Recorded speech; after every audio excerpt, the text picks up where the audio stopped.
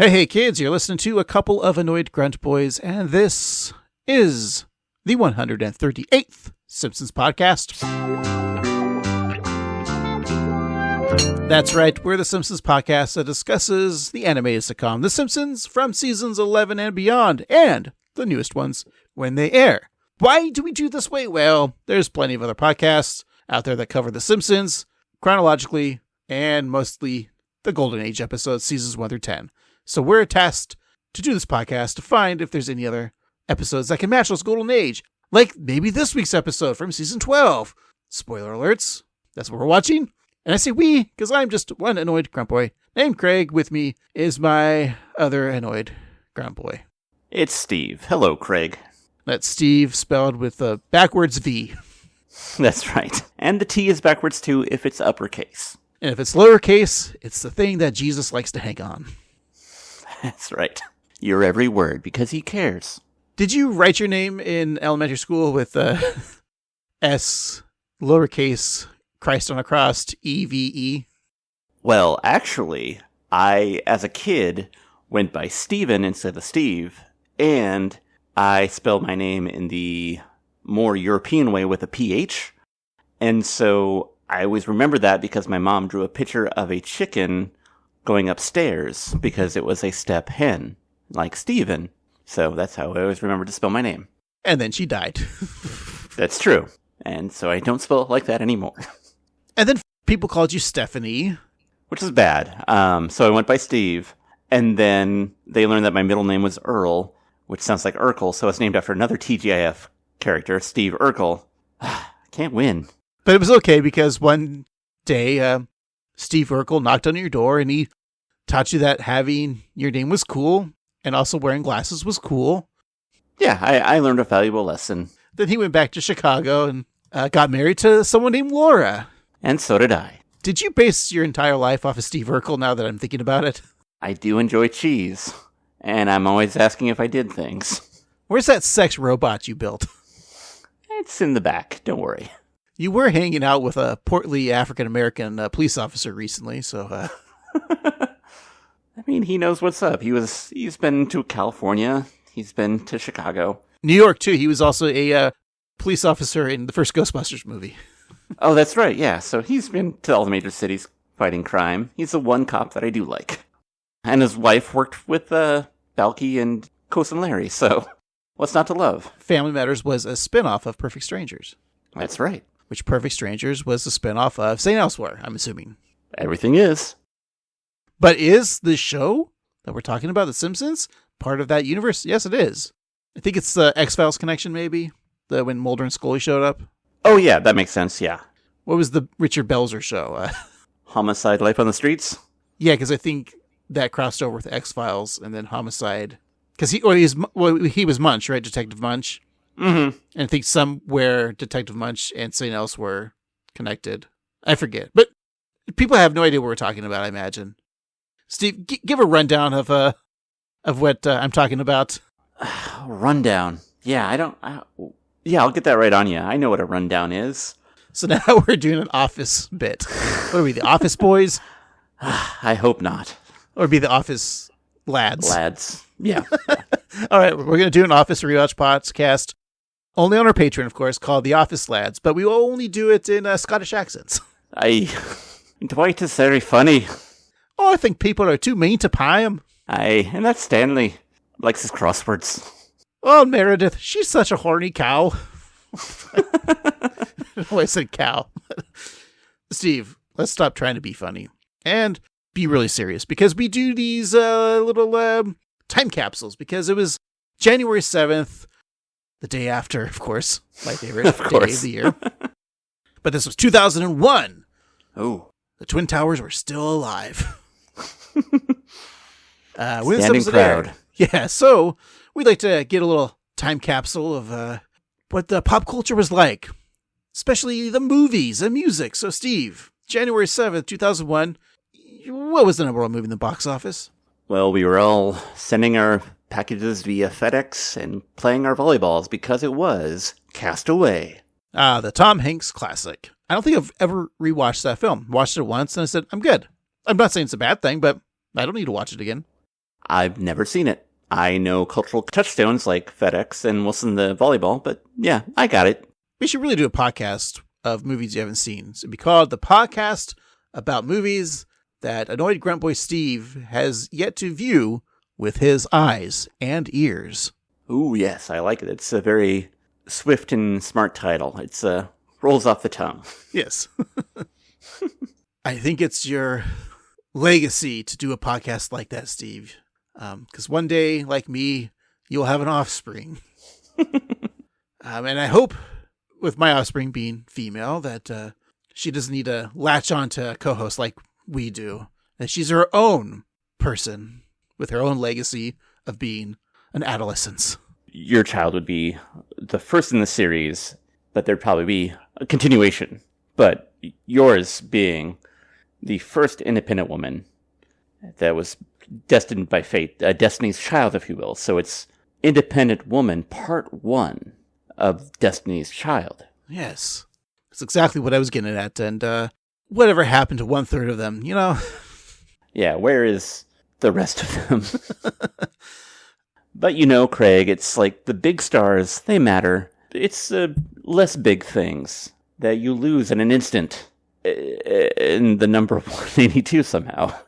Yeah, this was a hard one, Steve. All the Small Things by Blink-182 was your hot rock and alternative song. I was never a Blink-182 fan. I don't know about you, but no. This song just still to this day, I'm like, oh, can we change the station already?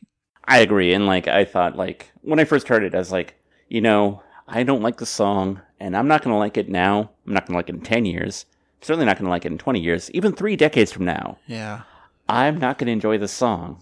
But will you enjoy like Taylor Swift's first like hit song? I might. Yeah, now. Her first hit song was called Tim McGraw. Oh, yes, of course. Which, I'll be listening to for my next 30 years. So the number 1 hot country song was My Next 30 Years by Tim McGraw. All right, Steve, do we have to do this a second time? Yeah. You, something. Yeah, I know. I am an uneducated rapscallion. There you go. You're no Britney Spears. Oh, come on, hit me. Just hit me again. All right. Steve, what's the Dance Electric Hot 100 song? Let's just get this over with. Why, it's One More Time by Daft Punk. All right. Are we done with this dumb bit? I think so. We never have to do this bit on the new episodes. I don't know why we stopped doing it for the new episodes, but here we are, because this is a classic episode, says some people. Mm-hmm. That's right. We're talking about HOMR. Homer invests all the family's money into a company that makes Animotion machines. Of course, the company becomes bankrupt. Homer, to get his money back, becomes a human guinea pig. But unfortunately, the scientists see something stuck in his brain. What could it be? Ooh. I guess we're going to have to find out, Steve. So let's go ahead and take a break, come back, and discuss HOMR. Sounds wonderful. We'll be right back. I'm sick of your lack of faith. What gravy? Yay!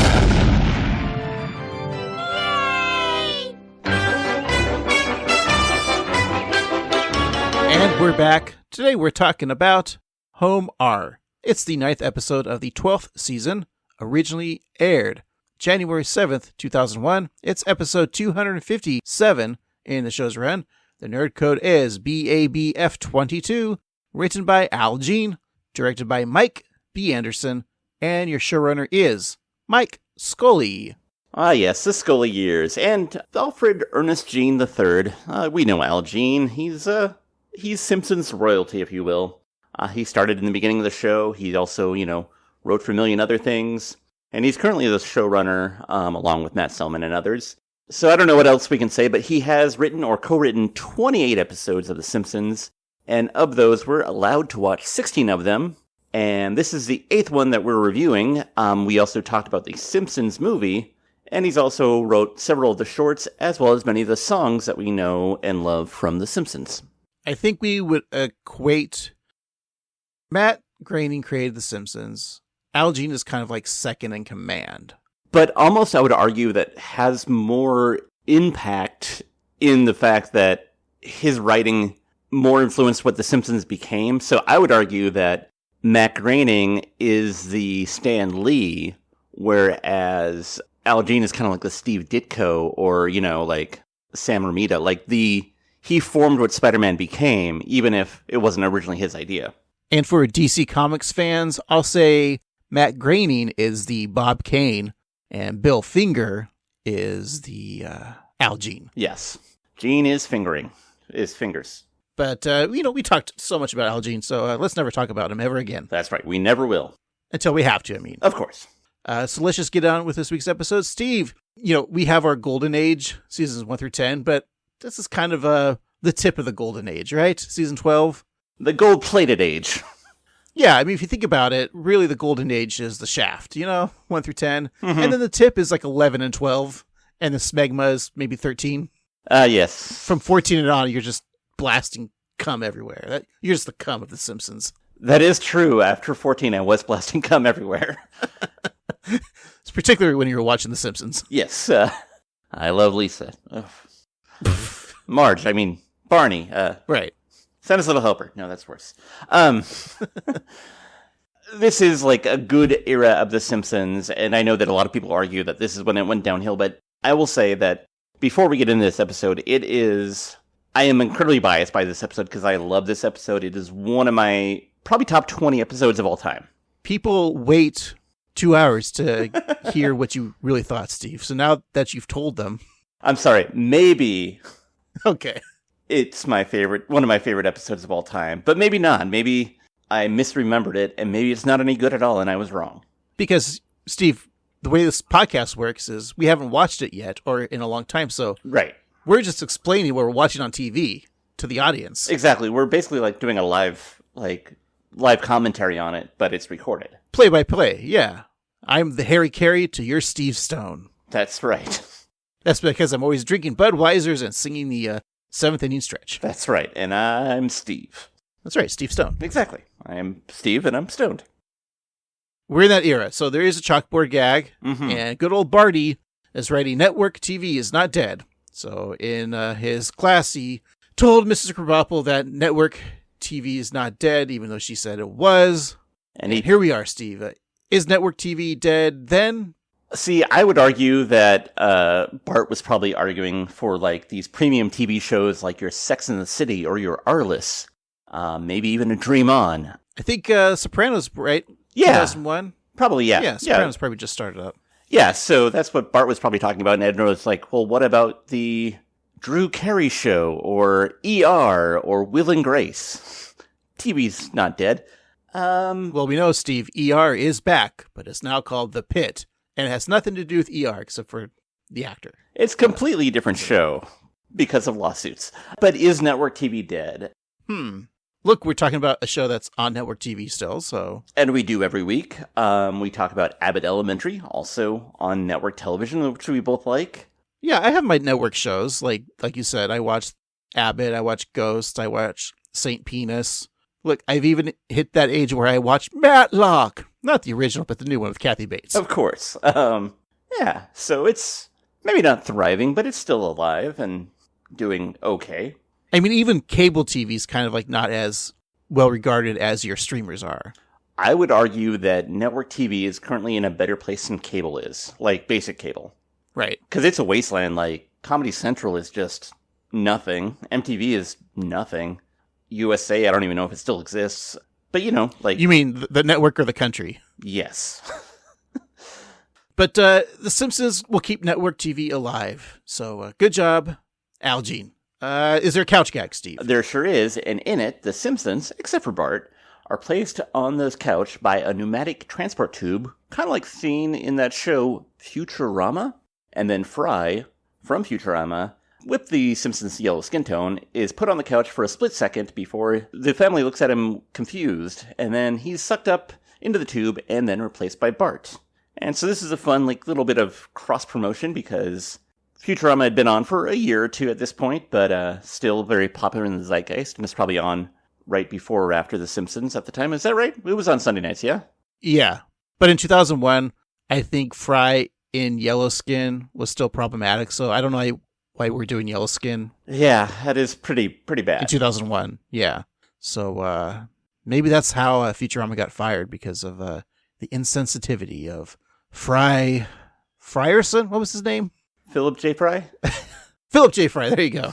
You would think he would learn something about diversity, like going into the future and working for such a diverse crew. Like, there were robots and Asians and crab people. And one-eyed ladies. Yes, and one-eyed lady. All right. Can we just begin the episode, Steve? All right, and our episode begins, as it always does, at the totally sick, twisted, fucked up animation festival, where children get in for half price. Inside, there are booths for all varieties of animation, including the Happy Little Elves, My Neighbor Totoro, the Itchy and Scratchy Show, Poochie, and the Lance Murdoch Cartoon Show. So as the family walks by attractions for Radioactive Man, VeggieTales, and Trek-Toons, Homer comments that animation is great, way better than whatever the alternative is. And Marge agrees, saying that cartoons are everywhere these days, or at least they were last year.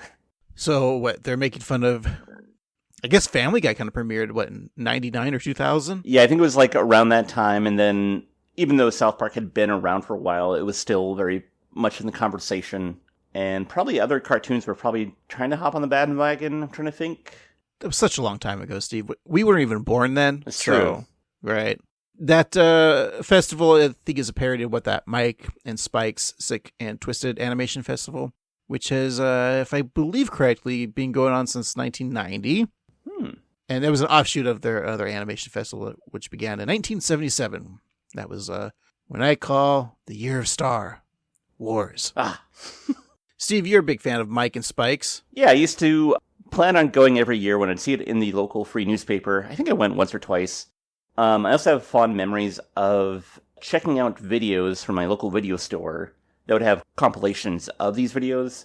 And the one that I remember specifically is from the 90s. Or no, it's from the early 80s, rather. And it's Bambi Meets Godzilla. My dad and I used to watch this, and it's a 30-second short where it basically just shows Bambi in, like, a meadow, serenely eating a leaf, just being calm. There's, like, soft music playing. And then all of a sudden, a big dinosaur or lizard foot steps on him. And that's the whole cartoon. And to my dad and I, when I was, like, 6 and he was, like, 64, that was the funniest thing in the world. And so, yeah, very fond memories of that. So to cope from the traumatic scene of seeing Bambi's mom killed by Hunter, you would turn this on and feel better about Bambi just getting stomped by Kaiju King himself. Yes, because we knew that Godzilla was the one ruler of them all. That's why God is in its name. Do you think if Godzilla had the One Ring from Lord of the Rings, he would be the ultimate badass? Ooh, perhaps. Or he'd be far less interesting. Because The Hobbit and The Lord of the Rings is boring. To me. To you, Steve. Yes, of course. What other cool things could Godzilla have that would make him totally badass? Like a proton pack from the Ghostbusters? That would be cool. What about, like, the one Michael Jackson glove? Like, he could moonwalk. That'd be cool. Darth Vader's lightsaber? Ooh. Indiana Jones's whip? Ooh, yeah. A DeLorean? The Rocketeer's rocket? Yes. The cane from Citizen Kane? A Wayne's World hat? Yeah. Okay, this is the best shirt ever. I don't know if anyone's ever made parody Godzilla shirts, but if we do, I think we'll be very popular. Yes. Green things like him, like things like that. Let's continue the episode, Steve. So Bart is drawn to an anime style that he calls Japanimation. Now, was that a term that we were using then? I feel like at the time, Japanime is what it was often referred to as. And so Japanimation isn't that far off, but it's funny now because it's just known as anime. Yeah. So if, like, I'm watching a cartoon that was created by Germans, is it Germination? Yes, it is. Germany. So it's like an epic battle with the destroyed city in the background. So there's a flash of green light. One of the sword-wielding warriors transforms into a robotic wolf and then deploys his electro web on his opponent. His female foe is trapped, causing him to chuckle heroically. So she states that his laugh is incorrect as she activates her prawn power, as turning into a mechanical shrimp and cutting herself free, then hitting her enemy, Meganot, into the air and landing in a pile of rubble. And he retreats by transforming into a pair of toy wind-up walking shoes. So very old school cartoony. Yes. And Bart's impressed with Princess Tempura, saying that she's one heck of a transformazoid. Lisa, however, doesn't understand why the wolf was shooting a web. Bart replies that cartoons don't need to make sense, and gains support from alien friend Osmodiar, a little green guy who pops up from nowhere, making his second and final, so far, appearance on the show after debuting in Season 9's Simpsons spin-off Showcase. And of course, as we all know, Osmodiar is a spoof of the Great Gazoo from the Flintstones, because why wouldn't cavemen have alien friends? I strongly believe that theory that the Flintstones and the Jetsons all take place in the same universe, like the same time period. Mhm. Like, I like that theory that the Flintstones is like a futuristic Earth when everything's been gone. It makes sense because the Jetsons were up in the sky. And so, like, if the world was decimated into a caveman rubble, Barney rubble, Barney Gumble. and we had to move up, it would be like a sky town where the Jetsons could, like, produce stuff. And then, yeah, that makes sense. And I know there is the Jetsons meets the Flintstones movie, but I still have yet to see it. And I know it's like maybe 40 years old. Mhm. So they explain it probably. We can talk about it on our Patreon. Did I tell you the time, like, I caught, like, the end credits, and I was sad because I remember we went to, when I was a kid, we went to, like, a matinee, and that was in the theater they were showing, the first movie was Simpsons meets it was the Jetsons meet the Flintstones, and I was like, I really wanted to watch that, but the next two movies were Back to the Future 3 and Hunt for Red October. Ooh. So it was really sad, but at least I get to watch Back to the Future 3, and then I fell asleep through Hunt for Red October, because, that was for adults. I was like 9. I have a distinct memory of also falling asleep to Hunt for Red October. It starts out cool and you see the submarines. You're like, oh, this is going to be awesome. And then there's just like a lot of talking. It's like, I'm bored. So yeah, that makes sense. But Back to the Future 3, that's good. I have watched Hunt for Red October in the last like maybe 10 years, and it's a solid film that holds up. I like it a lot. Yeah, I'm sure it does. I'm in dad movie, dad TV show. Yeah, age, welcome to the world of Tom Clancy, because you're that age now. Yeah. Have yet to read the book, son. I'm not going to go there, Steve. Don't worry. I think it's probably fine if you don't. Well, the Flanders are also attending the animation festival, and Rod and Todd are unsure if they're allowed to watch cartoons, but Ned assures them that the only one that they are about to view is fine, as it is approved by the Council of Presbyterian Ministers. It's the New Adventures of Gravy and Jobriath, a clay stop-motion short which features a young boy named Gravy working on something in his garage. So first of all, I want to say that I love the clay animation of this, because it's always fun when the Simpsons try a different art style, and this is like actual stop-motion animation, so that's fun. So Dog Jobriath wonders about the boy's project, and Gravy explains that he's making a pipe bomb to blow up the Planned Parenthood.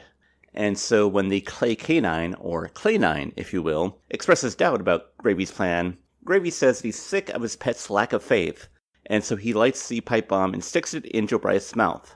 We then hear an explosion, and Rod and Todd cheer. And I feel like this whole thing is, like, pretty dark for The Simpsons, bombing a Planned Parenthood and then killing a dog, like... Could it be one of the darkest jokes? Yeah. I think it might be, like... I don't dislike it, but it's just, like, pretty intense for The Simpsons, I think. It's okay to laugh at it, Steve, because it's what the crazy right people believe in. Yeah, that's true, and, like, pretty bad. I do remember, though, like, that time that we went to the Dollar Tree and bought a collection of Davy and Goliath. I thought you were going to go somewhere else. I remember that time we planned on bombing Planned Parenthood. Right, it was like, what, 3 DVDs for $1? Mm-hmm. It was great. I just remember they took a trip to Mars. No, they, it was the Halloween That's episode, right. Steve. They were dressing as Mars was one of the, like, they didn't say astronaut. I was like, I'm Mars. I think that it was the same time that Moral Oral was being made, so it only made sense for us to purchase those. Speaking of dark things, that show takes a turn, and oof, it's bleak. Yeah, Moral Oral is great. It's wonderful, yeah. No, it's a fine art, but oh man. Did The Simpsons, when they show this claymation, is this the first time, like, a non-2D animation? Besides, I know that the Treehouse of Horror where Homer was 3D rendered, Mm-hmm. but is this kind of one of the first times they showed something that wasn't? Yeah, I think so. Like you say, aside from that, I don't think there are any other instances of them doing 2D animation of any kind, or, like, outside of their norm. So yeah, this is kind of a revolutionary thing. There's only a few instances, I think, where The Simpsons use something besides animation, like I said, this one, and then I think it was another Treehouse of Horror. They had puppets, and then they had astronaut Katy Perry on as herself. Oh, yes. Space traveler Katy Perry, along with astronaut Gail King.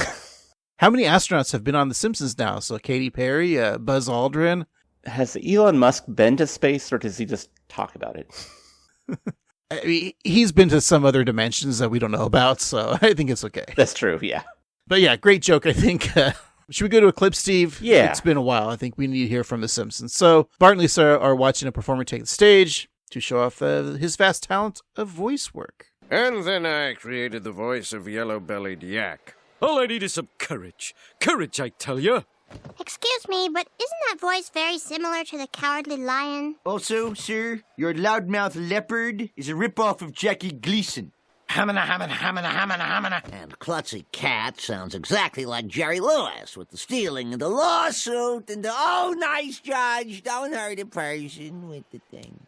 I feel like The Simpsons have already pointed out the connections of their voices before this episode, like of who they are.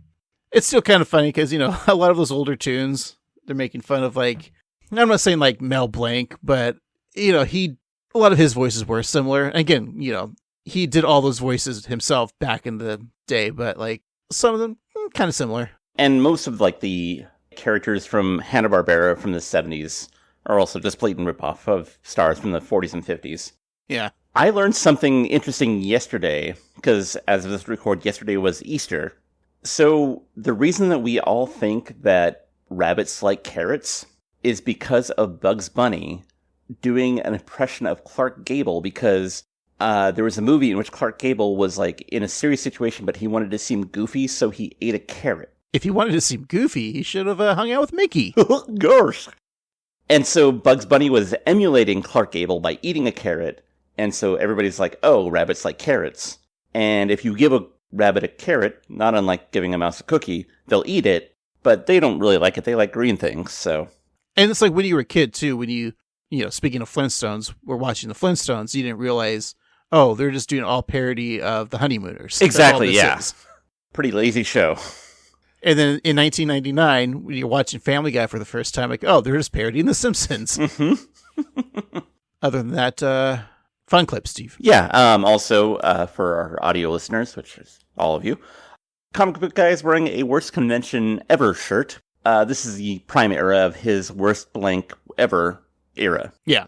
Meanwhile, Homer and Marge check out some classic cartoon commercials. The video they're watching shows Itchy and Scratchy in black and white, lustfully embracing each other in the sand, a la From Here to Eternity. But Itchy places a large shark in his stead, and Scratchy unknowingly continues to make out with the fish, until the shark chomps off the cat's lower half. The director calls cut From Here to Infirmity, and the viewer learns how Itchy and Scratchy unwind after a long day on set. They light up their Laramie Extra Tar cigarettes. A Rochester-style butler offers Mr. Itchy a smoke. Then a mouse takes an enjoyable drag, and Scratchy, left with one arm, a torso, and a head, hops on a stool and catches a cigarette in his mouth. He loves that there is now more nitroglycerol. Butler Louie may not know what's in them, but he sure knows that he can't stop smoking them. They all laugh, which turns into a hacking coughs and remnants of tar and lung flying from their mouths. I think the first time that I saw this, I was like kind of shocked and offended by the Louis character, not knowing the context of Rochester and just like that role. But yeah, this is interesting. And all those people would be alive today if they just didn't smoke cigarettes. That's true, and they'd probably look a lot better too. Like those videos you see of like people being 35 and like looking like 60.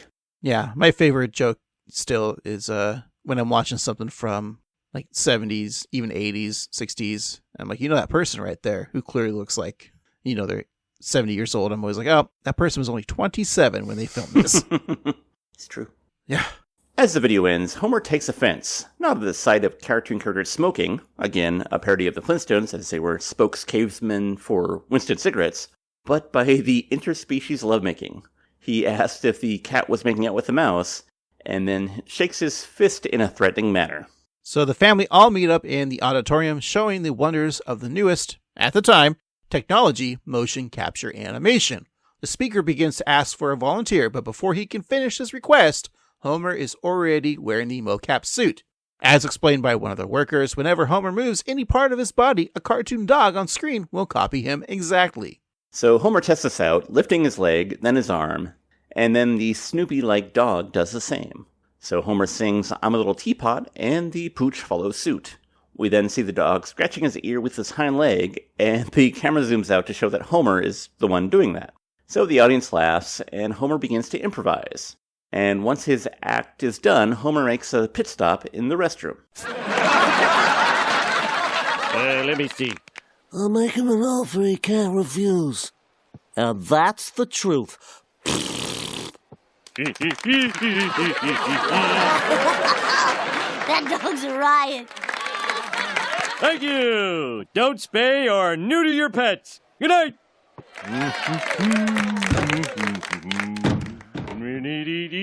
Zipperoonie. Oh, yeah. Urinal cake eroding.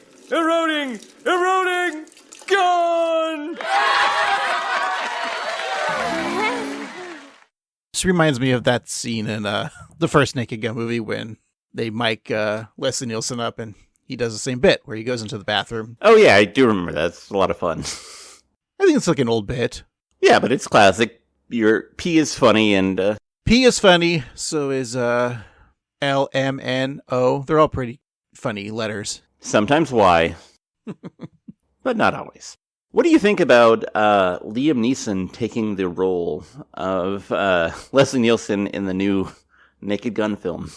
Leslie Nielsen, Liam Neeson, very similar names. That's very true. I actually just watched the third movie a couple of days ago, and spoilers for the Naked Gun trilogy. But like at the end, like they have him and Priscilla Presley, Jane. They have a child. So this was like 92 or 93 when that movie came out. And clearly Liam Neeson was born in 1993. I don't know. I remember they announced a Naked Gun remake. I'm like, don't do it. But I think the creative team behind it, I don't know who it is, but I remember hearing who they were, and I'm like, okay, they're good. And I watched the teaser, and I was like, until the end with the bit with O.J. Simpson, which was great, but I almost wish they didn't put that in the trailer so I can see that for the first time and then laugh in the theater. But I'll be there. Naked Gun's one of my favorite comedies. So oh yeah, it's classic. Like Liam Neeson can do comedy. His scene in the first Ted movie is my favorite. He's in the Once Upon a Time in the West, but he's kind of the bad guy, so he doesn't really get to do much comedy chops, if I remember correctly. But yeah, I don't know. How about you? Yeah, I'm curious about it. I mean, we have, Akiva Shaver from Lonely Island. That's who's doing them, yeah. Yeah, and I have faith in him. Like, Pop Star is a underrated classic, and like, their stuff is good. So yeah, I think it could be good. I mean, it's going to be silly fun, so it's not like you have to like reinvent the wheel. Just be that silly Abram Zucker and Zucker that we know and love, and you'll be fine. Right. But The Simpsons, now that's where the comedy's at. So That's right. The next day at work, Homer is still excited about the motion capture suit, telling Lenny and Carl that it's just what the country needs. He considers of all the hilarious motions that are going uncaptured, and then does such a motion, pantomiming riding a horse and slapping his own ass. The scene's kind of funny because he's doing what's not being captured. Yeah, exactly. He asks his coworkers how great that move would be if it were done by Cartoon Possum. So they agree it would be a smash hit, and that Possum would be the world's funniest marsupial. Take that, Kangaroo Jack. Yeah. Or Captain Kangaroo. Oh, yeah. His haircut is pretty funny, though. Yeah. So thinking that the suit gizmo has the potential to be worth billions, Homer decides to invest early as he runs out of the break room and into his car, leaving Carl to ask if Homer even works at the nuclear plant anymore. Good joke. I think this is kind of the beginning phase where everyone just questions if Homer still works at the plant. Yeah, it's a lot of like Homer venturing outside of his own job to do other things. So Homer speeds to the first bank of Springfield, where he looks to take out his life savings. The banker says he needs a signature from his wife, leading Homer to think fast. I'd like to withdraw my life savings, please. And hurry! Sir, this is a joint account. You'll need your wife's signature, too. Oh, yes, of course. Yeah, she's behind that plant. Hello, Marge. Hi, homie. Sign this, please. You're the boss. Daddy, ask the man for some candy. No candy for you. Then at least get some candy for yourself. Kids. Here's your candy. Song, sucker! Sir, your life savings? Yes, I see that it's in bill form. Excellent. I don't know what it is about that clip, but that, as the kids say, lives in my head rent-free all the time. Dan's work as the little girl, who I guess is supposed to be Lisa, asking for candy, just always delights me. Yeah, that voice is, it's like orphan, child, like, Oliver. Mm-hmm. Like, I don't know. Like, maybe a little British is a really funny voice. Yeah, and then just Homer, like, getting the candy and running off. And the banker being like, you forgot all your money. And he's like, oh, yeah. Yeah. And it's like how defeated the banker is. It's like he's watching this, can clearly see Homer and just like, here's your candy. Whatever. So Homer and Marge have a joint account. Do you think Cheech and Chong also have a joint account, Steve? I think so, yeah. Maybe Jay and Silent Bob and Harold and Kumar? They're all definitely saving that green for a high-yield investment. You know, every generation has their comedy stoner duo. You know, the 70s was kind of Cheech and Chong. The 80s, maybe a little bit of Bill and Ted. Mm-hmm. 90s, you had Jay and Silent Bob. 2000s, you had Harold and Kumar. Who's our stoner duo these days? I don't know. See, like, because even in the 2010s, we had Abby and Alana from Broad City. But yeah, we need this generation's stoner duo. I'm trying to think of some Gen Z popular people. Mr. Beast? Is that someone? Sure. I've heard that name. Jake Paul? And Hawktua Girl? There you go. Skibbity toilet. Very fun clip, Steve. Yes, I like it a lot. So, inside the Springfield Mall, Homer visits IPO Fridays, where he looks to purchase 500 shares of Animotion Incorporated. The accountant types into his computer, and before completing the order, he asks Homer if he's aware of the potential risks of investing. And Homer is absolutely sure, and then imagines him on stage with a top hat, dancing with the Rockettes, who are singing "We're in the Money." A curtain then opens behind them, revealing a chained-up King Kong, also wearing a top hat, this one green, with a $sign on it, and the ape is holding wads of giant ape-sized cash. The large primate roars, and Homer tells the IPO Fridays employee, "You heard the monkey, make the trade." And I think that this further proves our theory that there's always a thought bubble in every episode. Well, it wasn't exactly a bubble, it was a thought. I imagine most Simpsons fans know that there's always a thought bubble in every episode, and we're just the ones now talking about it after 324 episodes. Probably, yeah. We're dumb. I do like how they've done the joke, I think, before, but when Homer has that imagination and just telling the guy at the IPO Fridays, like, "You heard the monkey." Like, he clearly did not hear any monkey. Right. And the employee probably thinks that Homer is talking about himself, the monkey. It'd be fun just to watch, like, the perspective of an outsider just watching The Simpsons and doing, like, Simpsons-esque things like thought bubbles and just stand there, like, while they're looking, like, what's going on? I feel like I've seen that, like, live somewhere, like on a TV show, but it's very funny. So looking to keep track of his investment before the advent of online trading, Homer takes a break from work to call an automated stock ticker. Later that night, he holds his shares tightly, imagining the possibilities. And as we'll hear in this clip, he discovers the dangers of the stock game. For automated stock prices, please state the company name. Animotion. Animotion. Up 1 1/2. Yahoo! Yahoo! Up 6 1/4. What is this crap? Fox Broadcasting. Down 8.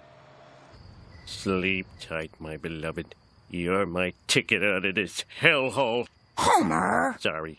Our ticket out of this hellhole. Turning to the stock market, Animotion is up an eighth. Yes! After plunging 75 points this morning. Oh, I hope plunging means up and 75 means 200. The firm declared super-duper bankruptcy, which is terrible news for the company's only stockholder, Homer Simpson. Oh! All right, the beginning of the clip, there was a visual joke that I want to talk about. Mm-hmm. And it's when he's talking to the stock ticker, and he says, "Oh, crap," and she says, Fox. There's like a nice little smile of like, haha, we made the, like, Homer does like a nice little like smile, like ding, like a zinger to the Fox company. I almost wish they would just tilt the eyes just to break the fourth wall and done that. I don't know. Or would that be too much? No, I think you're right. I think that there is a subtle like little look that he gives, but it could be a little bit more pronounced. But yeah, really funny. I also love how anytime the Simpsons watch the news, the one thing that only affects like Homer or the characters is always on the news. Mm-hmm. Have you ever watched local news and they've ever had besides like the whole stock market crashing, but like one stock, like specifically the one stock? I don't think that makes news. I think there was a joke on Arrested Development where they were like, okay, this thing is I think other financial news even, like, they were like, okay, you need to watch this. So they turn on the news and there's a different story reporting and they're just like, it's probably just after this. Oh wait, there's going to be a commercial and then they'll show it. And yeah, it's just funny how, like, in TV, like, you turn on the TV and it's exactly what you need, the information that you need. So yeah, really funny. I love those tropes. Yeah, pointed that out. A great trope.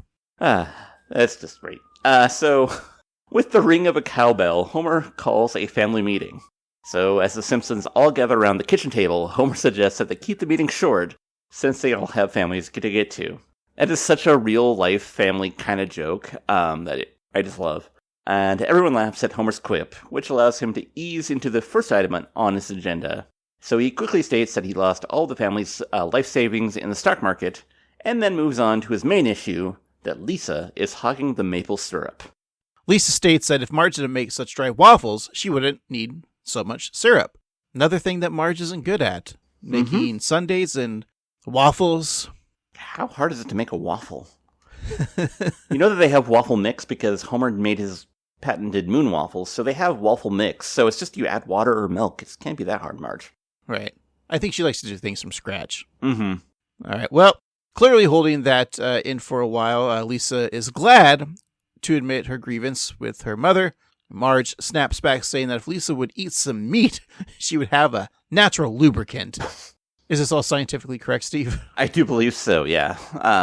Signs show that carnivores need to buy less Astrolube than anybody else.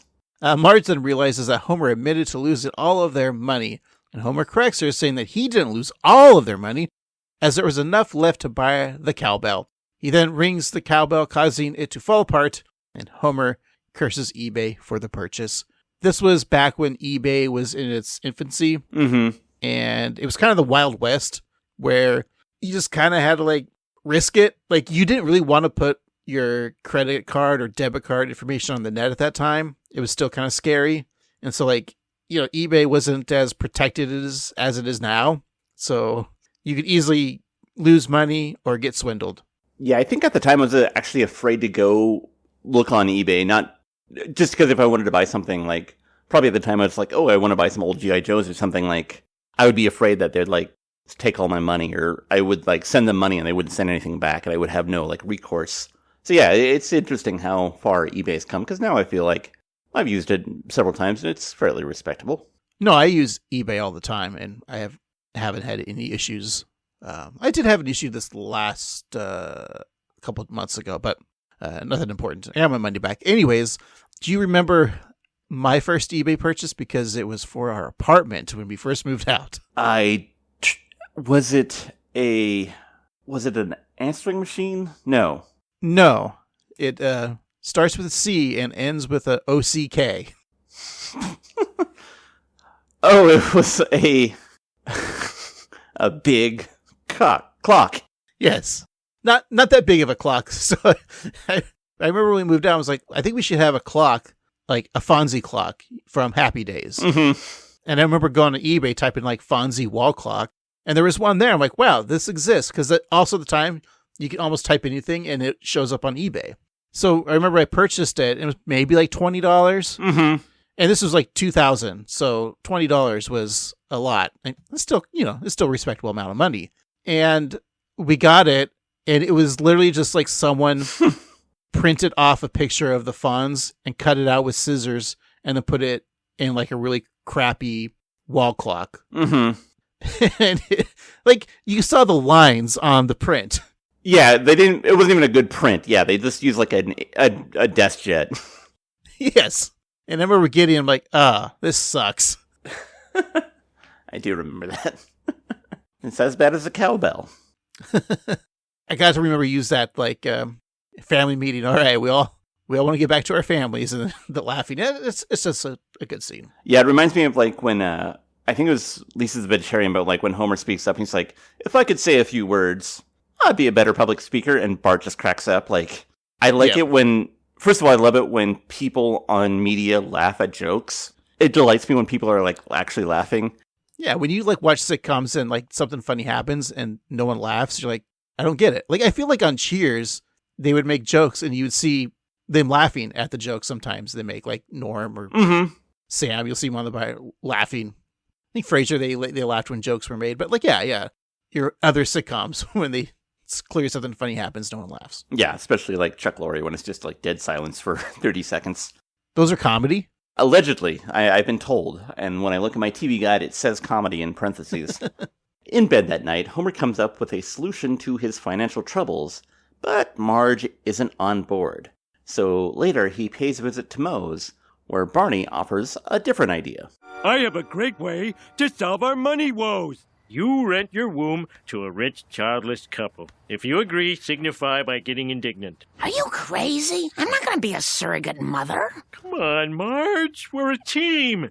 It's you to us, not you to you. Forget it. Homer, I got a great way to make money. I'm a human guinea pig. You mean medical testing? Yeah, medical, military, chewing stuff. Chewing stuff? Yeah, you chew on a telephone wire till you get a shock. Oh, all right, okay. Yeah, but aren't those experiments dangerous? You get a few side effects. Those ears? Ow, not so loud! That quote, it's uterus, not uteri. I've used that so many times, but not in the context. It just sticks with me. That quote is so funny. Yeah, and so many things in this episode are like that, where they're just in the back of my mind. And then, that is so funny. It's uterus, not uter-you. Uteri, Steve, uteri. Ah, yes, uteri. I also love it when Barney opens up his shirt to reveal the chest full of ears. It's just so weird. Well, inspired by Barney's stint as a human guinea pig, do you think there should be a sports team where they're the guinea pigs and the mascot is a guinea pig? Someone asks you, what do you do for your living? And you say, I'm a human guinea pig. Because technically, that's true. I love it. He could go on the field in one of those big hamster balls. I'm sure there's a single A club in baseball that's called the Guinea Pigs. I hope there is. There's a lot of weird name baseball clubs, I think it's the Rocket City Trash Pandas. Yeah. Great name. That's a baseball club. Anyways, so Homer goes to the Screaming Monkey Medical Research Center. The tests begin with Homer trying an experimental perfume. A lab tech sprays the perfume on Homer's arm, and he screams in pain, saying that it burns. The technician, a kind of Lindsay Nagel-esque character, tells her fellow researchers that they'll call that desert breeze. Ooh. So next, Homer sits behind a conveyor belt of food, delicious food, and after taking diet drug Z3, Homer sits calmly, unaffected by the tasty treats in front of him. And behind the glass, the scientists are impressed by the appetite suppressant. They ask Homer if he truly has no desire to eat the food, and Homer's confused until he discovers that he's gone blind. So, as he runs around screaming, one of the scientists asked who would buy a pill that would make them blind, and that proto-Lindsay Nagel replies, we'll let marketing worry about that. And thus, Ozempic was born, right? Yeah, I was thinking about that. 2 weeks ago, we were talking about everyone in Springfield taking a drug that made them skinny, and so, yeah, they were working on it way back in 2001. In another portion of his testing, Homer is wearing a brain monitor and sits in front of 3 white buttons. When one of the buttons turns red, Homer tries to press it, but a rat beats him to it. After this occurs again, the scientist asks where the rat came from, leading them to think that Homer brought him from home. This is the point where I'd like to talk about why the episode is called Homer, H-O-M-R, and often the R is spelled backwards. So there's a mouse in here, and it didn't get up until this point, like 10 minutes into the episode, but the episode is inspired by the book Flowers for Algernon, about a man with a low IQ of about 50 who gets a medical procedure to get smarter and his troubles with that, which we'll kind of explore throughout the rest of this episode. But in 1968, there was a movie inspired by that book called Charlie, and the movie was spelled C-H-R-L-Y with the R spelled backwards. And in the book, which I coincidentally just finished for the first time, it starts out from the perspective of Charlie, the low IQ person, and it's rife with like misspellings and poor grammar. And then as he becomes more intelligent through the book, the language and the grammar becomes, and the spelling becomes right and proper until he like inevitably becomes dumb again or lower IQ again. And so, yeah, I think that the mouse was a nice little touch. All right. Yeah. So as the rodent proves to be a more intelligent subject than Homer, the researchers wonder where Homer came from. And after commenting that he's too well fed to be a wino, they notice something in the X-ray of his head. They zoom in on section 8 of the scan, rotate it 20 degrees, and looking at his prefrontal cortex, they make a startling discovery. Mr. Simpson, I'm afraid you have a crayon lodged in your brain. There's a crayon in my brain? But I've had thousands of head X-rays. How come no one ever noticed it before? Oh, I can answer that. You see, whenever I pick up an X-ray, I always hold it like this. My thumb must have covered up the crayon every time. I'll show myself out. I love Dr. Hibbert in this. Just shows up with an explanation and then pieces out. It's a explanation that, like, so dumb that I imagine the internet's annoyed by it, like back in the day. And I wonder if I cared about it, but I think it has to have the Dr. Hibbert to make it so cartoony and comedic. It is dumb, and I think that that's why it works, but you're right, there are some people on the internet who got upset by it. I saw one commenter say that they feel that this episode is more offensive than Principal and the Pauper, with the way it's kind of retconning why Homer is not intelligent. And I don't know, I just think this is a fun episode that offers an explanation. And then later on in this season, or maybe the next, we get the Simpsons gene, which shows that all the Simpsons men have a declining IQ as they grow older, which is another explanation. But I don't know, I think that this is just a fun answer, and having Hibbert show up with that explanation about holding the X-ray, covering up the crayon every time is so funny. Also in that clip, I just want to point out that when she says that he has a crayon on his brain, he points to his chest, and she just holds his hand and moves it to his brain. I just think that's such a subtle, like, little bit of animation that's so good. Another great visual, yeah. I think we were precious as Simpsons fans at this time about canon. Obviously, the 90s show, that 90s show with Sadgasm. And we've already discussed on this podcast that we are, like, it's a cartoon. There shouldn't be, like, this strong canon of, like, yeah. And I think maybe The Simpsons screwed that up by doing those episodes from the past perspective. Like, if they never did, like, Here's Marge and Homer in high school, I don't think we would have these issues. But, like, canon and cartoons, like, it's a cartoon. Like, every week on a new episode of Family Guy, like, someone from Family Guy, like, their heads explode. But they're not actually dead, you know? Right. I think that The Simpsons didn't probably anticipate being around for nearly 40 years, so they didn't think that they'd have to retcon time so long. Right. And yeah, it doesn't bother me. Like, the only canon I want in a cartoon is the kind that blows up Wile E. Coyote's head. I won't make it a canon joke. But yeah, but it's great. This crayon, since this episode though, and we're talking about canon, they too kind of show that crayon from time to time in newer episodes. Like, if there is a scanner, if there's a X-ray, they'll kind of show that a lot, lodged in his brain. So now it is canon, and now I like it. Exactly. So the scientist asks Homer how he happened to get a crayon in his brain, leading him to think back when he was 6 years old. Young Homer sits on the floor of his bedroom, stuffing an entire box of 16 crayons up his nose. As one begins to stick out of his ear, Homer inserts the last crayon with a happy woohoo! He immediately begins to feel ill and sneezes, sending crayons flying everywhere. He looks around, assuming that all of them are out of his nasal cavity. The farm team researcher informs Homer that the crayon could be the cause of his, we'll say, subnormal intelligence. Feeling offended, Homer replies that he came to the research facility to be drugged, electrocuted, and probed, but not to get insulted. They then offer him a solution, which offers Homer a chance at a new life. We could remove the crayon for you. It could vastly increase your brain power. Or it could possibly kill you. Increase my killing power, eh?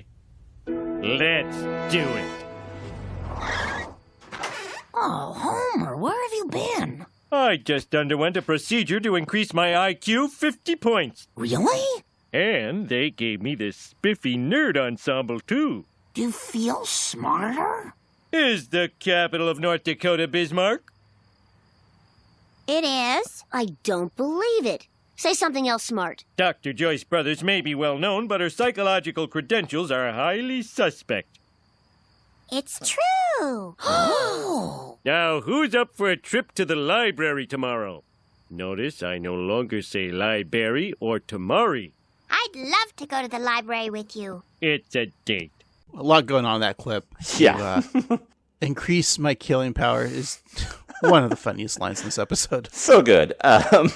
Also, I love the rest of the family looking at Lisa. Is it really the capital of North Dakota? And I have, since this episode, I will occasionally say Tamari, just because it makes me laugh every time. I mean, I say library all the time, but that's because I am dumb. You know what is a real library? Blueberries. They're purple. Who are you fooling? It's a lie. Yeah, strawberries, not actually a berry either. And there's no straws in it. Right. I like blackberries. They know what's up. Berry of color, Steve. Sorry. Chuck. Homer and Lisa go to the old Springfield Library, home of the bookworms and silverfish. Very funny sign. Inside, Lisa is impressed with the stack of books that Homer has completed. Homer proudly says that he's read everything from Hop on Pop to Death Not Be Proud. He then comments how tragic it was the way they hopped on Pop. Lisa revels in her father's joining her for reading time, saying that she's always dreamed of him being her library buddy. And Homer's bashful, but Lisa goes on to share her belief that books have an amazing power to bring people together. She points out that Cletus is a fine example, and the yokel dons a crab bib, saying that nothing cracks a turtle like Leon Eurus. He then raises his hardbound copy of Trinity, hoping to smash the turtle for his next meal, but the turtle bites Cletus's finger, causing him to shout, "Ow! Dang it!" And then when the large tome falls on his bit finger, he lets out another, "Ow!" So back at home, Homer sits on the sofa next to a basket full of Rubik's Cubes. As he solves the toy puzzles one by one, he listens to classical radio 89.9, which, that's actually our classical station, Steve. It is. Yeah, it's really cool. I feel like everyone's classical station is probably the lowest number, so it is probably like 89 or 88 something. Yeah, but it's not the lowest because we also have an excellent college jazz station, 89.1, in town. Yeah, radio. It's still around. Yeah, we're talking about radio. You know, the thing that everyone listens to. Oh, this is kind of what we're doing. Yeah, all right.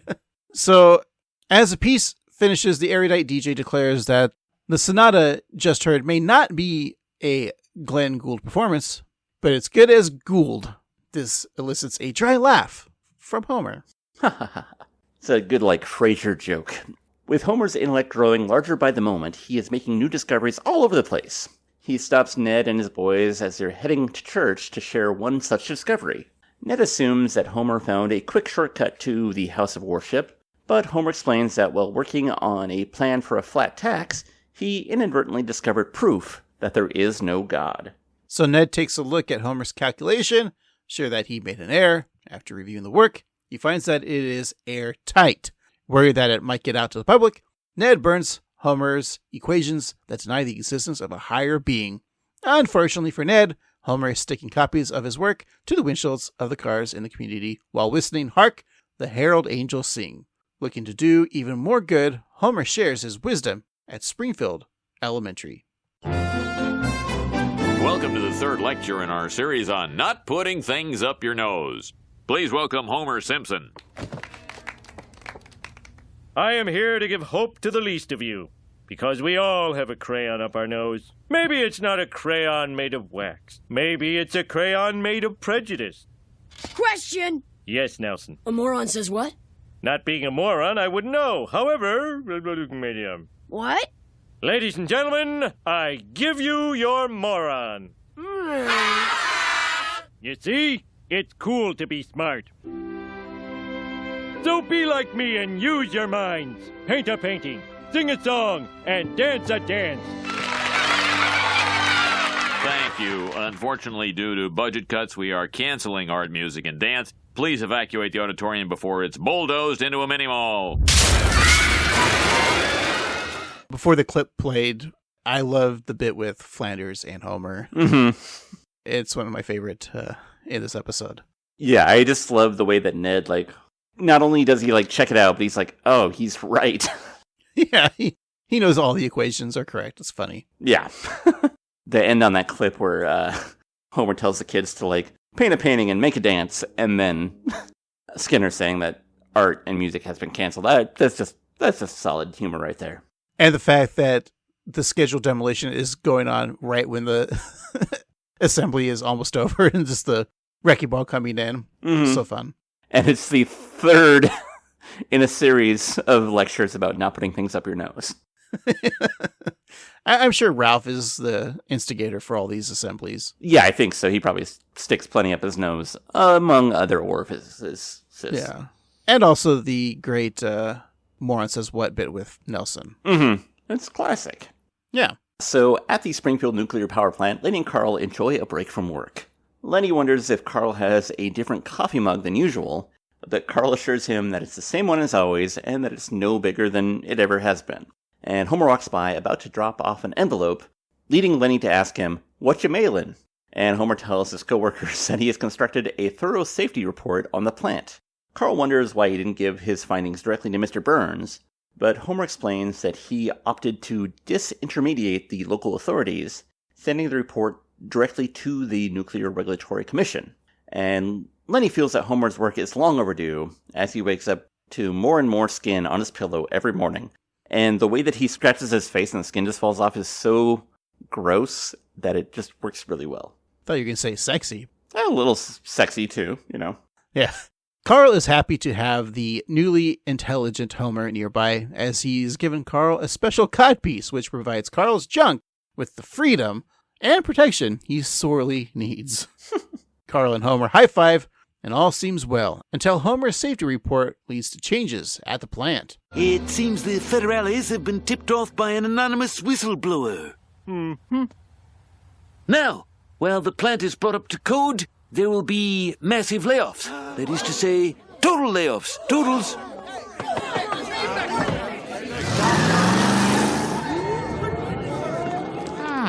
Way to put us out of work, genius. I can't feed my family with a cod piece. Wait, you can't hate me. I'm your better. You're better!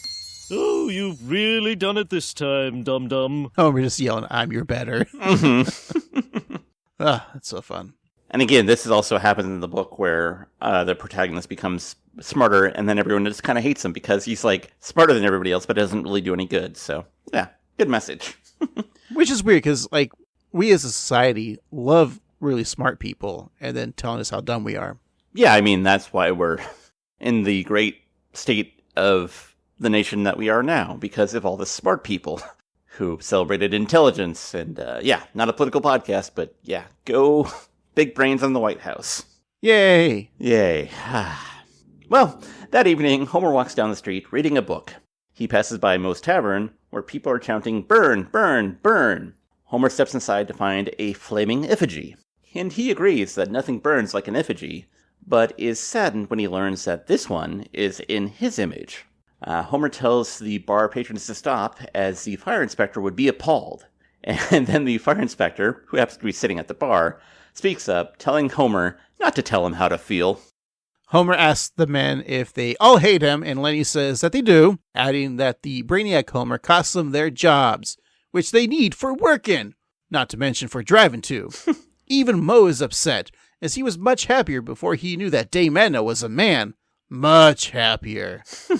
Lenny tells Homer that he is no longer welcome, and when Homer complains about the rise in anti-intellectualism, he is hit in the head with a 2x4. It's just fun. Homer goes to Lisa, wanting to know why she didn't warn him about the price of being smart, adding that he has been alienated from all of his friends. And Lisa tells her father that when intelligence goes up, happiness often goes down. She's even made a graph showing the trend, one of many graphs that she makes.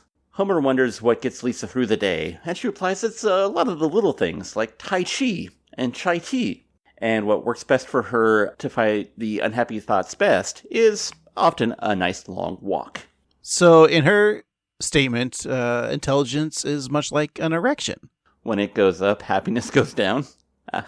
Yeah. That's what makes, once you shoot your load, happiness goes away. Yeah, you get that moment of clarity, and they're just like, I gotta clean this up. Not if you don't do it off your balcony in the in the city you live in. I am on the 6th floor. All right. Watch out below.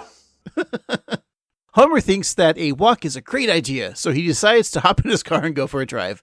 He stops at the Aztec Theater, which has played the latest Julia Roberts movie, Love is Nice. Homer walks into the crowded theater full of laughing patrons as the priest on screen asks the groom if he takes the bride-to-be. Two men both reply, I do, causing the priest to stammer and say, oh, my medication, before passing out into the wedding cake. So in the movie, a child in the crowd sees the pastor fall and shouts, Radical! An usher walks by and asks the boy, is that your final answer? And everyone laughs except for Homer. Patty notices someone not enjoying themselves, pointing that it is in fact Homer. Homer replies that it's not his fault, as the movie is tired and predictable. He goes on to say that he knows that the Julia Roberts character will end up with Richard Gere, causing the crowd to gasp in surprise. Because Dr. Hibbert was sure that he'd end up with the rich snob, who Captain McAllister says was ably played by Bill Paxton. Homer corrects the seaman, saying that it was actually Bill Pullman, and once again, Homer's hit in the head with a 2x4. Again, a great scene. Just parodying a lot of those rom-coms from the late 90s, early 2000s. I just love the whole movie. I want to see it because it's that bad. Yeah, it's just so lowest common denominator. It's so good. So he stumbles out of the theater where an employee shouts to him, point out your plot holes elsewhere. That also goes to all the Simpsons people on the internet. Exactly.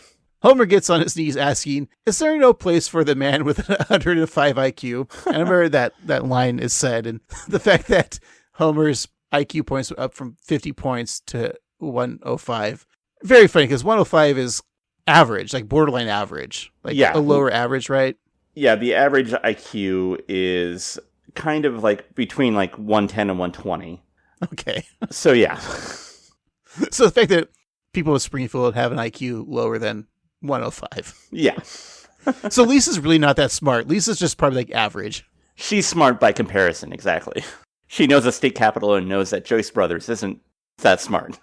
So he walks through town passing signs for businesses against intellect such as... Smart people not welcome. The Dum Dum Club. Lunkheads, a place for drooling.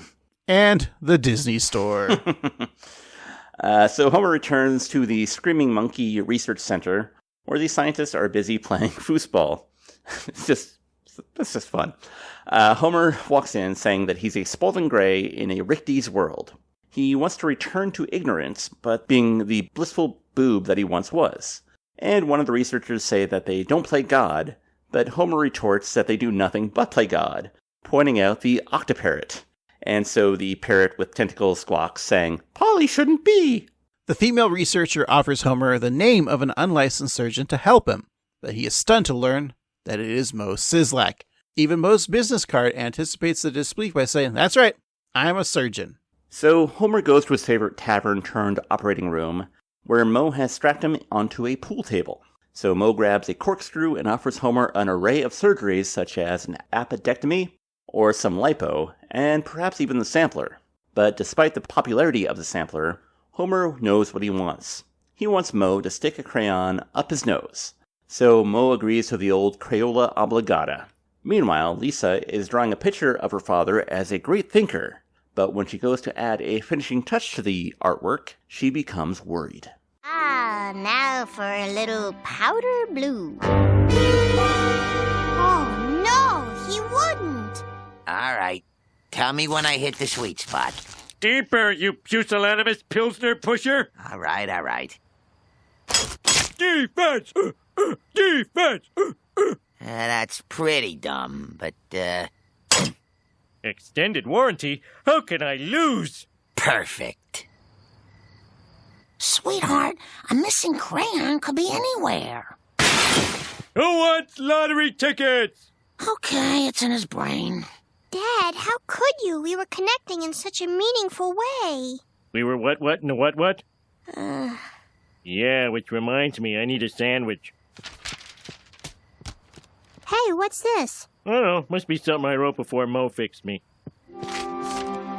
Lisa, I'm taking the coward's way out. But before I do, I just want you to know being smart made me appreciate how amazing you really are. Oh, Dad. I love the point of Mo jamming the crayon in when Homer goes, defense. Very funny, but the fact that it's extended warranty, how can I lose? That's so good. The way he just enters the house, crashing through the window. I got lottery tickets. And then Marge is just like, yeah, put the crayon back. But then you feel sad. Like, you feel sad that Lisa doesn't have her hero anymore. Mm-hmm. Well, Homer gets his own hero in a sandwich form. It's true. So Lisa goes to embrace her father, and Homer defends his sandwich until he sees that she wants a hug, since that's one of the few things that Homer actually knows how to do. They share that hug. As Homer eats his sandwich, he says, hug. And that's how the episode ends. Well, originally that episode was going to end with a crayon coming out of Homer's nose when they hug, and Homer exclaiming, hey, I just remembered, PBS is showing an oral history of the Dust Bowl. And then Lisa pushes the crayon back up Homer's nose, and Homer responds, thanks, that was close. But honestly, I think that this ending is better. Yeah, it doesn't make sense for Lisa because she wants Smart Dad back. Yeah, because I think one of the things that make this episode work so well is how heartbreaking it is that Lisa found commonality with her father only to lose it. And so, yeah, that would kind of cheapen everything. Exactly. And we don't want to cheapen you. So we're going to take a break and come back and discuss the rest of the episode. How about that? Sounds great. We'll be right back. Oh, you want a hug? Well, that I know how to do.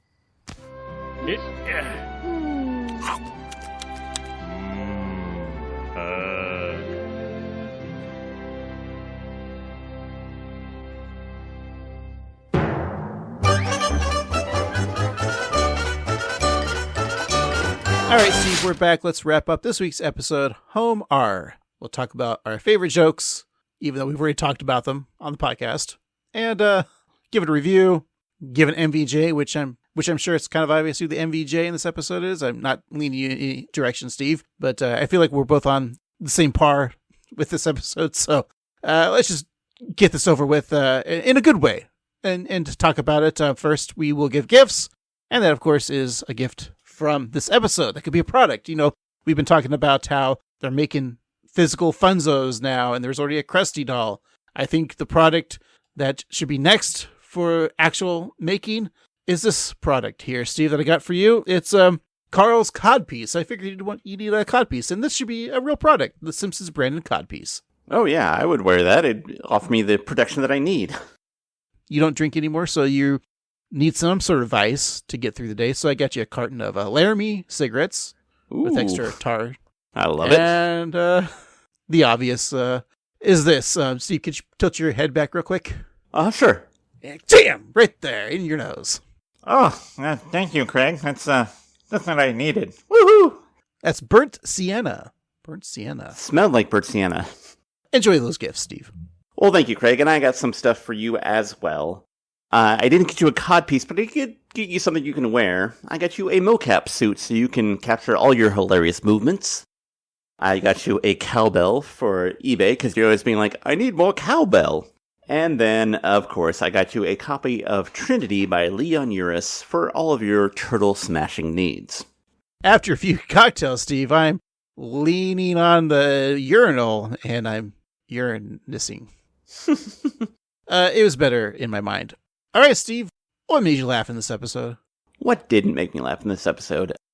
I can tell you what didn't make you laugh. Okay. The credits, because the laughter was over. That's true, and that made me sad. From the get-go, I like Gravy and Dobriath short, the anime short, Homer as the dog, and it only got better from there.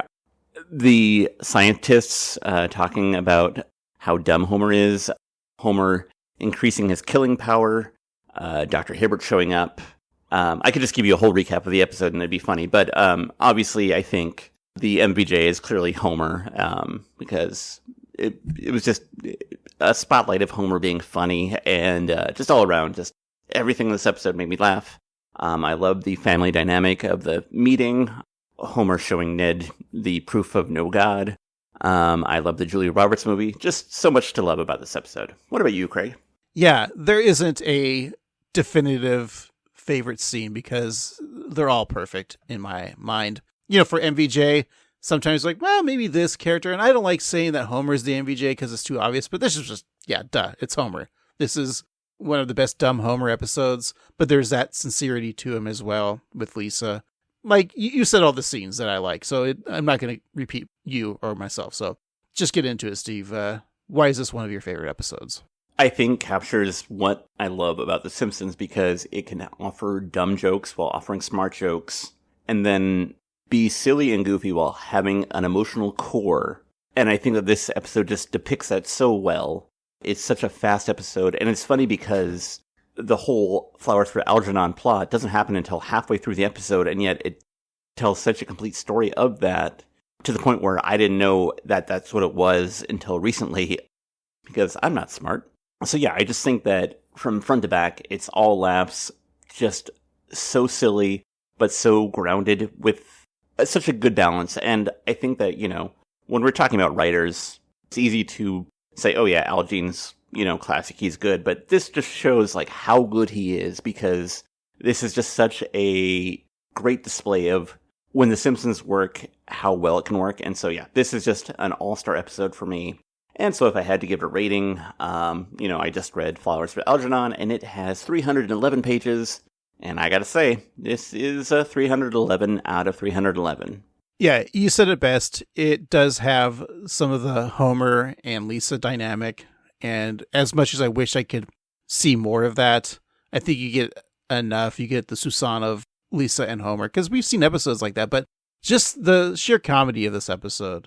Like, I'm wondering, is this one of the better episodes? Like, we talk about, we don't watch seasons 1 through 10, but this episode, I feel like, and I'm sorry, canon fans, it doesn't matter anymore for us, but this episode clearly could be a season 6 episode. And oh yeah, flow well. Like, from like, you know, how we start from 11 to current, I think if you're going in that chronological order, this probably is the best from seasons 12, and probably better than any episode from season 11.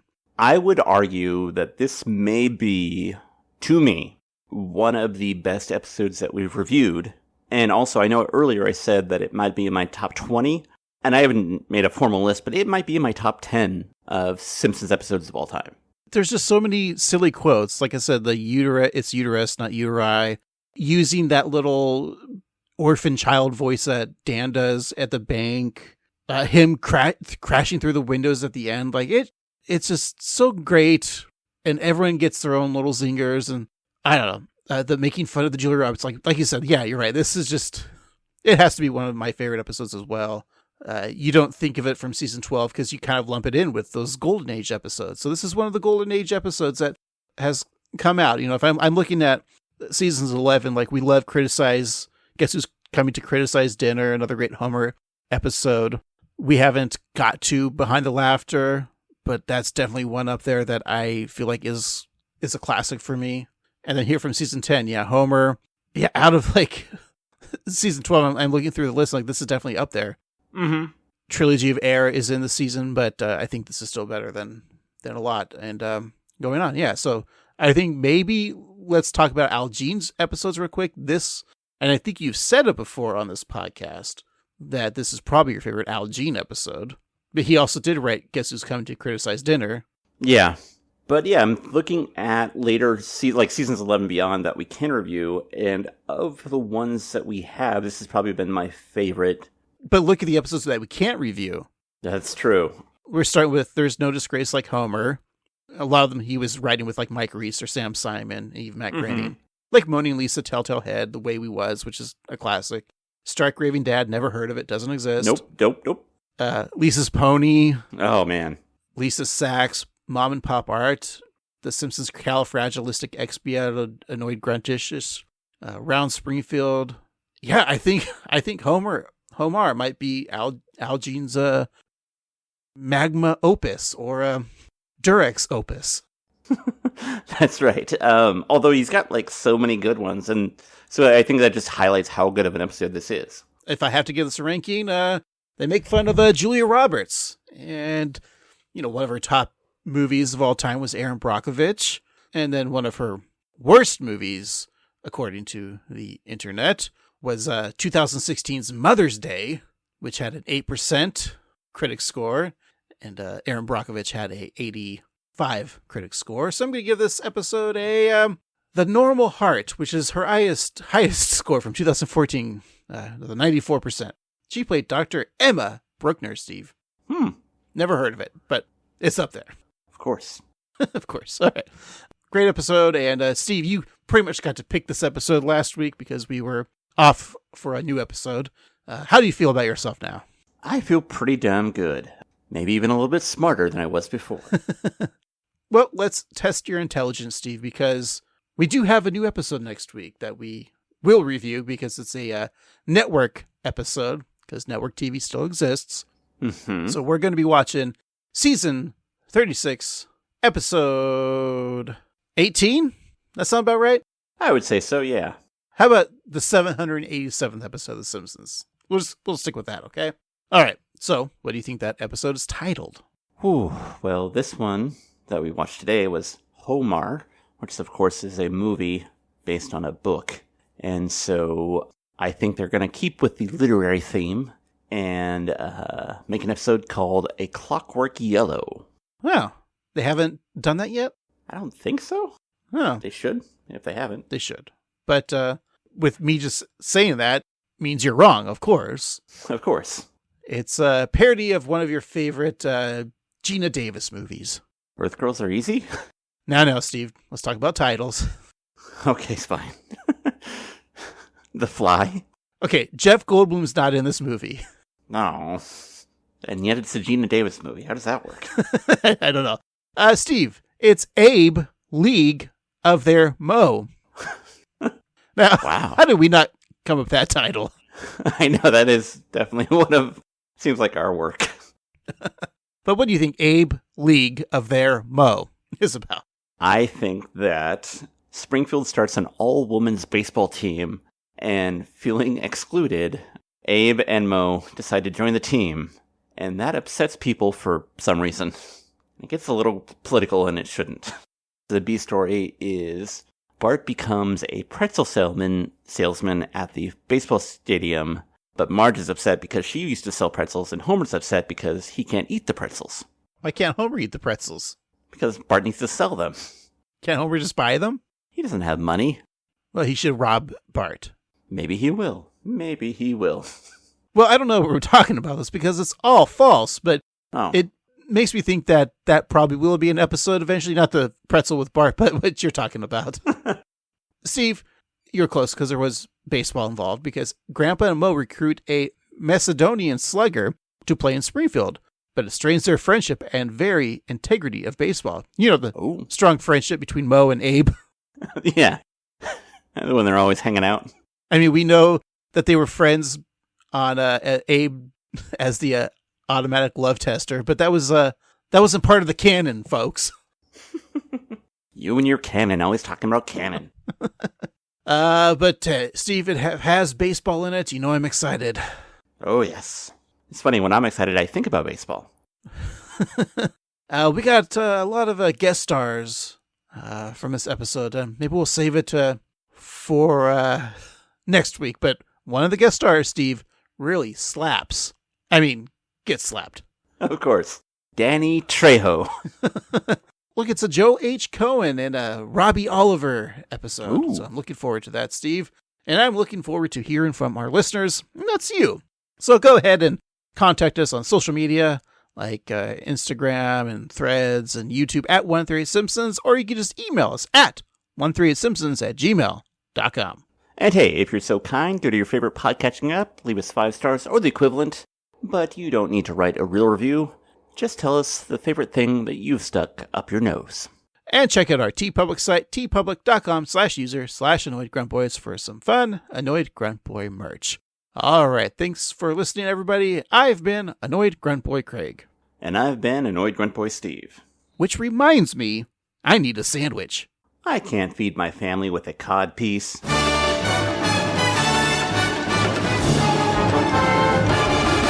Daddy, ask the man for some candy.